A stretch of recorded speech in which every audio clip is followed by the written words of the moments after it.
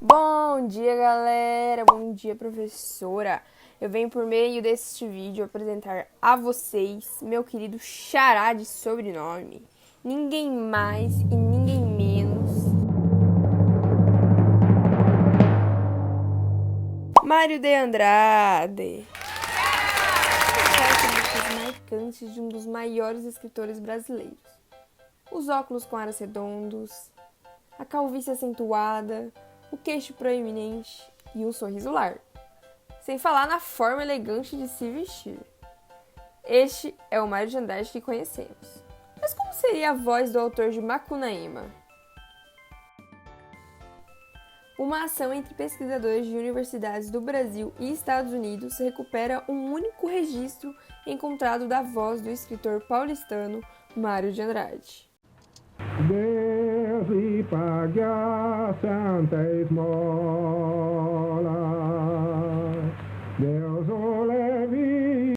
Eu gravei uma canção de mendigo colhida por mim mesmo na zona de Catolé do Rocha, no sertão da Paraíba. Os mendigos no Brasil costumam sempre pedir esmolas cantando, principalmente pelo interior. A descoberta foi anunciada no momento em que são lembrados os 70 anos da morte do poeta e romantista do modernismo, e se comemora os 90 anos da Biblioteca Mário de Andrade, na capital paulista, uma das mais importantes do país. Mário reforçou essa ideia de uma biblioteca pública, acessível à população. Ele não fazia muita distinção entre o erudito e a população, achava isso uma bobagem. Mas o importante para esse homem era que o brasileiro tivesse conhecimento da cultura brasileira. Mário Raul de Moraes Andrade, um dos mais importantes da literatura ocidental, nasceu em 1893 na cidade de São Paulo, de uma família humilde. Formou-se em piano no Conservatório de Música de São Paulo em 1917 e no mesmo ano ficou órfão de pai e teve que trabalhar para manter-se. Nesse trabalho de professor, conheceu várias pessoas, entre elas famosos, e se tornou grande amigo de Oswald de Andrade e Anita Malfatti. Na década de 30, foi diretor do Departamento de Cultura da Prefeitura de São Paulo, mas por motivos políticos, ideológicos, uma vez que ele estava na era de Vargas e ele não era muito favorável às propostas desse governo na época, acabou tendo que ir ao Rio de Janeiro e lá foi se lecionar em Filosofia e História da Arte na universidade. E, infelizmente, no dia 25 de fevereiro, em 1945, faleceu aos 51 anos de idade em sua cidade natal, vítima de um ataque cardíaco.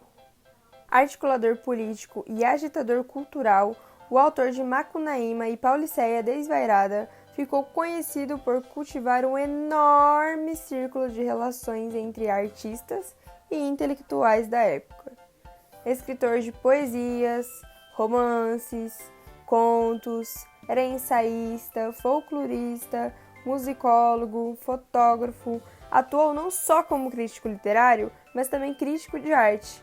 Trabalhou fazendo crítica musical, pesquisando a música popular brasileira.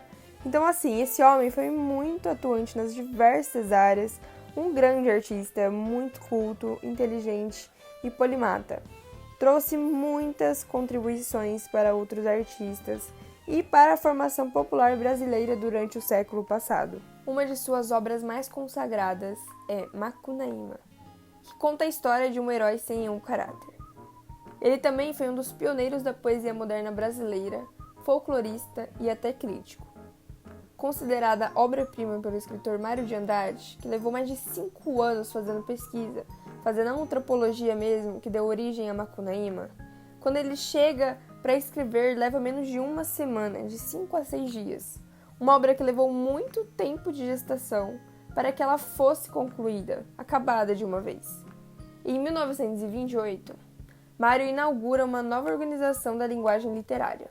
Utiliza provérbios do povo brasileiro e aproxima a língua escrita ao modo de falar, apresentando assim uma crítica à língua culta prestigiada no Brasil. A obra apresenta humor e criatividade, o que faz com que se torne afinada com a literatura de vanguardista da época. O livro possui estrutura inovadora, não seguindo uma ordem cronológica e espacial. Ela valoriza a cultura brasileira, ao mesmo tempo em que sobrepõe a esta traços do dadaísmo, futurismo, expressionismo e surrealismo.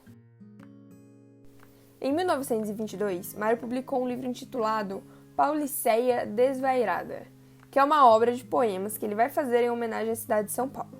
E como prefácio a essa obra, ele fez um texto que foi considerado uma base para os fundamentos do modernismo, sobretudo para essa primeira geração, que é intitulado Prefácio Interessantíssimo, em que ele vai falar sobre o projeto de linguagem, de como essa linguagem popular é importante para trazer realmente uma identidade nacional para o Brasil. Acaba se tornando um carro-chefe do movimento, não só em relação à poesia do próprio Mário, mas em relação a essa primeira fase do modernismo brasileiro. Mário era um grande estudioso também de história. Esses conhecimentos acabaram sendo mobilizados para a produção de suas obras, para o estudo de arte brasileira e também para um dos acontecimentos mais importantes em literatura do Brasil no século XX, que foi a Semana de Arte Moderna, em 1922, organizada pelo próprio Mário, ao lado de seus amigos e demais artistas. O poema Ode ao Burguês, de Mário de Andrade, apresenta as ideias da primeira geração modernista e critica a vida materialista e limitada do mundo burguês. Mário escreve de acordo com o programa estético do movimento, que reflete criticamente sobre o Brasil, com o objetivo de subverter a ordem vigente. No plano sonoro, o título do poema é pronunciado como Ódio ao Burguês e à burguesia, sobretudo a paulistana. Torna-se o grupo social representativo dos costumes, da falta de preocupação com o país e da ostentação de bens materiais. O desejo do escritor era, por meio dos seus projetos e por meio de sua obra, levar o Brasil todo para o Brasil todo. Falar de todo o Brasil, da música, cultura, folclore, para todos os cantos do país. Para finalizar, um registro em que Mário aparece ao fundo do vídeo. Nota-se que a gravação é antiga e eu espero que, assim como eu, vocês tenham gostado de conhecer um pouco mais sobre esse grande artista que Mário de Andrade foi.